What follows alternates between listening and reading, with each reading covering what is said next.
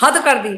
हम भी ये सोच रहे थे कि एटीएस जांच हो रही है, अरे कानून देखेगा, अरे कानून देखेगा, अरे कानून का रास्ता तुम आगे रोक दे रहे हो, कानून कहां से देखेगा, कानून को तुम काम ही नहीं करने दे रहे हो अपना। पॉलिटिशियन ने कानून को ऐसे जकड़ के रख दिया, पॉलिटिशियनों ने कानून को ऐसे जकड़ के रख दिया, कानून क्या करेगा।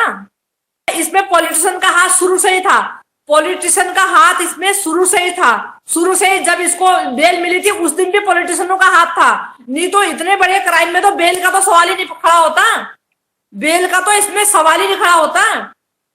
न्यायाधीश ने क्या सोच के बेल दी, वहां भी दबाव बनाया गया, वहां भी दबाव बनाया गया, वहां भी पॉलिटिशियनों का हाथ था। इतने बड़े क्राइम में 3 दिन की सजा, उसके बाद बेल, उसके बाद फिर जी खेल ही खेल। पॉलिटिशियन का हाथ शुरू में, जब इसको जिस दिन बेल, इसको बेल ही पॉलिटिशियनों ने कराई, इसको बेल ही पॉलिटिशियनों ने कराई है। ठीक है, मैं कह रही हूँ कि जो एडवोकेट थे उन्होंने वहां पे एविडेंस दिया, वहां पे रिपोर्ट दे दी।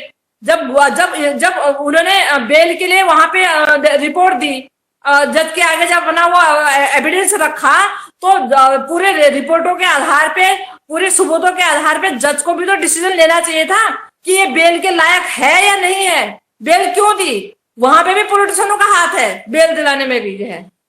बहुत मुझे खुद लज्जा आ रही है, मुझे खुद लज्जा आ रही है। कल के दिन हमारी जिंदगी तो निकल चुकी, चलो हमारे बच्चों के लिए आगे क्या होगा, क्योंकि देश का कानून तो ऐसा काम कर रहा है, हमें बच्चों को कभी कोई अगर कानून का पेज में अगर फंस जाते हैं तो कहां न्याय मिल पाएगा। यहाँ तो दोहरा कानून चल रहा है, दोहरा कानून चल रहा है। यहाँ पे वो होता है ना, कानून भी वीआईपी हो गया, कानून भी मीडियम क्लास, वीआईपी, लो क्लास, ऐसा कानून बन गया सबके लिए। लोगों का मुखड़ा देख देख के अलग अलग कैटेगरी बन गई कानून की भी, भारत के कानून की कैटेगरी अलग अलग बन गई है। बीजेपी में क्या होता है ना, बीजेपी में अपराधों को ढकने का काम हो रहा है, बीजेपी अपराधों को ढकने का काम करती है। और हमेशा कांग्रेस सरकार को गिराने का काम किया बीजेपी ने आज तक, हमेशा कांग्रेस की सरकार को गिराने का काम किया। कहीं भी देखो उनको बेइज्जत करने का काम किया है, उनके ऊपर टिप्पणियां करने का काम किया है, उनको छीटाकशी करने का काम किया है हमेशा बीजेपी ने जो है। बीजेपी में अपराधों को ढका जाता है, अपराधों को यहाँ पे बिल्कुल मिट्टी में मिलाया जाता है, बिल्कुल ढक दिया जाता है। अंदर घुट के रह जाओ, अंदर मर जाओ चाहे। वो देश को तो डिजिटल बनाए ना बनाए, लेकिन अपराधों को जरूर डिजिटल बना दिया इन्होंने। देश तो डिजिटल बने ना बने मुझे नहीं पता, हाँ अपराधों को इन्होंने डिजिटल जरूर बना दिया है, अपराध जरूर डिजिटल हो गए हैं भारत में। नहीं मैं ये कह रही हूँ वहां पे देखो, शुरू में जब बेल हुई थी वहां पे भी पॉलिटिशियनों का हाथ था। एक एविडेंस लगा दिए, एक एडवोकेट ने एविडेंस दिए, वहां पे जज के आगे रखा, रिपोर्ट रखी। तो यहाँ पे जज न्यायाधीश को भी तो देखना चाहिए था कि पाकिस्तानी औरत है, अपराध करके आई है, इलीगल तरीके से आई हुई है, और क्या कहते हैं ऐसे पकड़ी गई है। तो 3 दिन ही तुमने, 3 दिन की सजा के बाद बेल तुमने मंजूर करी क्यों? बेल तुमने मंजूर करी क्यों? इसकी बेल ही मंजूर नहीं होनी चाहिए थी। शुरू वाले दिन से ही 3 दिन की बेल के बाद जो है, उसके बाद इसका खेल जो शुरू हुआ अब तक बंद होने का नाम नहीं हो रहा है। मुस्लिम के घर भी होती ना, अगर वो मुस्लिम बीजेपी की पार्टी से होते तो कभी ना गिराते, ये भी मैं बता रही हूँ ना।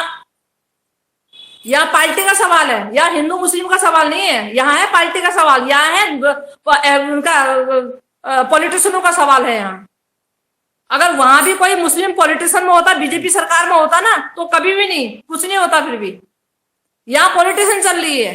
राजवर्धन परमार ने कहा सीमा हैदर ने मेरे पे, चलो ठीक है यहाँ ये जुर्म करा दिया, या मेरे पे यहाँ पे वो करी, मेरे साथ में एक हादसा इसने करवा दिया, सुनते रहिएगा।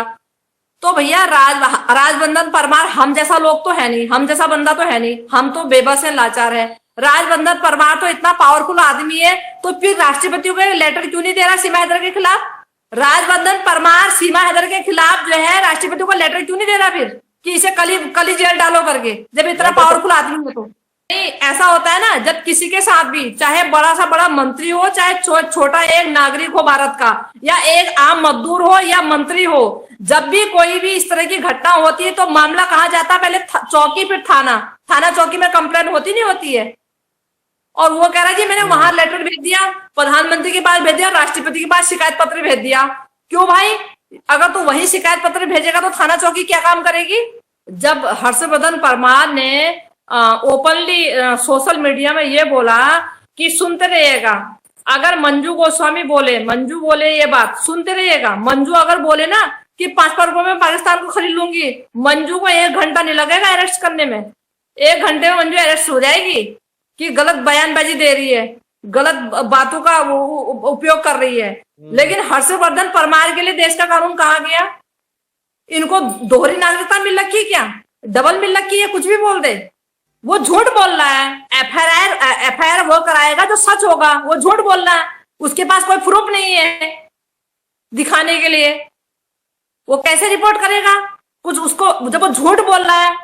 भाई मुझे बुखार ही नहीं है, मैं डॉक्टर के पास क्यों जाऊंगी जब मुझे बुखार ही नहीं है? तो डॉक्टर थर्मामीटर लगाएगा तो मेरा बुखार तो आएगा नहीं थर्मामीटर में। जब मुझे बुखार ही नहीं है तो मैं डॉक्टर के पास क्यों जाऊंगी? क्योंकि वहां पे हो सकता है वहां के पॉलिटिशियन जो वहां के, भाई अलग अलग जगह के अलग अलग पॉलिटिशियन तो होती है ना, ठीक है, वहां की सरकार अलग है। वहां की सरकार का मतलब ये होता है कि वहां दूसरी वो चलती है। इनके महाराष्ट्र में वो है कुछ एक, वो उनका है, वो क्या नाम है उनका नाम नहीं याद आ रहा मुझे, वो है ना महाराष्ट्र के हैं वो, उनका वहां की सरकार जी। तो कहने का मतलब है ना, इस तरह के पॉलिटिशियन वहां ना होते, इस तरह के पॉलिटिशियन वहां ना होते ना। यहाँ पे तो वो जो उसकी इर्द गिर्द जो लोग हैं पॉलिटिशियन बचाने का काम कर रहे हैं उसे, जो है वहां की जो पॉलिटिशियन है वो ना बचाती। भाई ठीक है बीजेपी सरकार है, लेकिन जो एक जो मंत्री होते हैं अलग अलग तो है ना, हर एरिया के अलग अलग होंगे नहीं होंगे, हर सिटी के अलग अलग होंगे नहीं होंगे। नहीं, बुलडोजर का पेट्रोल खत्म हो गया, अब ये सीमा अगर ही लेके आएगी पाकिस्तान से, तब डलेगा उसमें, तब काम होगा। अभी टाइम लगेगा ना, बेचारी को वीजा नहीं मिल रहा पाकिस्तान जाने का। पाकिस्तान जाने का भी वीजा चाहिए, भारत देगा, फिर पेट्रोल लेके आएगी तब डलेगा उसमें, तब टूटेगा उसका मकान जो है। हमारे पॉलिटिशियनों ने बिल्कुल हद कर दी बिल्कुल, जिसे सर से पानी ऊपर चला गया। हद कर दी, हद भैया, हद कर दी। हम भी ये सोच रहे थे कि एटीएस जांच हो रही है, अरे कानून देखेगा, अरे कानून देखेगा, अरे कानून का रास्ता तुम आगे रोक दे रहे हो, कानून कहां से देखेगा? कानून को तुम काम ही नहीं करने दे रहे हो अपना। पॉलिटिशियन ने कानून को ऐसे जकड़ के रख दिया, पॉलिटिशियनों ने कानून को ऐसे जकड़ के रख दिया, कानून क्या करेगा? इसमें पॉलिटिशियन का हाथ शुरू से ही था, पॉलिटिशियन का हाथ इसमें शुरू से ही था। शुरू से ही जब इसको बेल मिली थी उस दिन भी पॉलिटिशियनों का हाथ था। नहीं तो इतने बड़े क्राइम में तो बेल का तो सवाल ही नहीं खड़ा होता, बेल का तो इसमें सवाल ही नहीं खड़ा होता। न्यायाधीश ने क्या सोच के बेल दी? वहां भी दबाव बनाया गया, वहां भी दबाव बनाया गया, वहां भी पॉलिटिशियनों का हाथ था। इतने बड़े क्राइम में 3 दिन की सजा, उसके बाद बेल, उसके बाद फिर जी खेल ही खेल। पॉलिटिशियन का हाथ शुरू में, जब इसको जिस दिन इसको बेल ही पॉलिटिशियनों ने कराई, इसको बेल ही पॉलिटिशियनों ने कराई है। ठीक है, मैं कह रही हूँ कि जो एडवोकेट थे उन्होंने वहां पे एविडेंस दिया, वहां पे रिपोर्ट दे दी। जब उन्होंने बेल के लिए वहां पे रिपोर्ट दी, जज के आगे जब बना हुआ एविडेंस रखा, तो पूरे रिपोर्टों के आधार पे, पूरे सबूतों के आधार पे जज को भी तो डिसीजन लेना चाहिए था कि ये बेल के लायक है या नहीं है। बेल क्यों दी? वहां पे भी पॉलिटिशियनों का हाथ है, बेल दिलाने में भी जो है। बहुत मुझे खुद लज्जा आ रही है, मुझे खुद लज्जा आ रही है। कल के दिन हमारी जिंदगी तो निकल चुकी, चलो हमारे बच्चों के लिए आगे क्या होगा? क्योंकि देश का कानून तो ऐसा काम कर रहा है, हमें बच्चों को कभी कोई अगर कानून का पेज में अगर फंस जाते हैं तो कहाँ न्याय मिल पाएगा? यहाँ तो दोहरा कानून चल रहा है, दोहरा कानून चल रहा है यहाँ पे। वो होता है ना, कानून भी वीआईपी हो गया, कानून भी मीडियम क्लास, वीआईपी, लो क्लास, ऐसा कानून बन गया सबके लिए। लोगों का मुखड़ा देख देख के अलग अलग कैटेगरी बन गई कानून की भी। भारत के कानून की कैटेगरी अलग अलग बन गई है। बीजेपी में क्या होता है ना, बीजेपी में अपराधों को ढकने का काम हो रहा है, बीजेपी अपराधों को ढकने का काम करती है।